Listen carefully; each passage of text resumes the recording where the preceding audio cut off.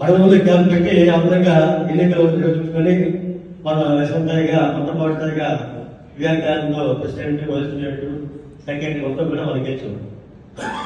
తర్వాత మళ్ళా direct elections కావాలని పెద్ద ఎత్తున ఒక పోరాటం పెట్టాం. వివేకానంద డైరెక్ట్ కావాలా ఇండైరెక్ట్ కావాలా అనే దాంట్లో మేము ఒక ఒపీనియన్ పోల్ పెట్టారు.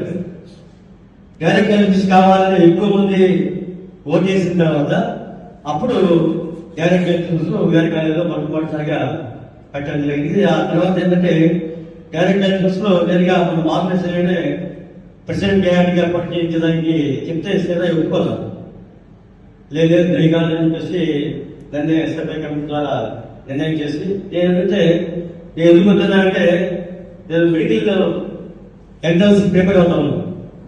నేను మెడికల్ ఎంట్రన్స్ ప్రిపేర్ అవుతున్నా అందులో పోటీ చేయడానికి ఇచ్చినా కానీ వాళ్ళు ఒప్పుకోవాలి.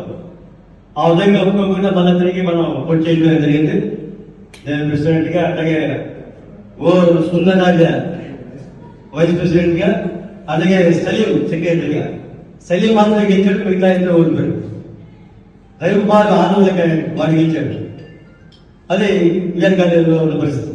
అయితే తర్వాత కాలేజీ లైఫ్ అయిపోయిన తర్వాత విడవలో ఒక విధంగా చెప్పాలంటే ఒక పెద్ద స్థావరాన్ని మనం ఏర్పాటు చేసుకోవాలంటే ఎస్ఎఫ్ఐని నిర్మించేదాంట్లో ఎస్ఎఫ్ఐ వచ్చి అక్కడ ఆ కాలేజీలో ఎవరు చెందా కానీ వాళ్ళు ఎస్ఎఫ్ఐలోనే ఉండే విధంగా ఎస్ఎఫ్ఐలో ఉంటేనే మేము ఇక్కడ చదువుకోగలరు, ఎస్ఎఫ్ఐ ఉంటేనే ఇక్కడ ఏమైనా కానీ మేము చేయగలమనే ఒక నమ్మకం కలిగించేటట్టుగా విడవలో ఎస్ఎఫ్ఐ నిర్మించారు. విడవలో కాలేజీలో చదివిన ప్రతి ఒక్క విద్యార్థులు కూడా వారు ఏ పార్టీ ఏ విధంగా ఉన్నా కానీ మార్గదర్శనం అనుభవించేవారు. నేను వరకు వాళ్ళు ఎక్కడున్నా కానీ ఏ సంఘంలో ఉన్నా కానీ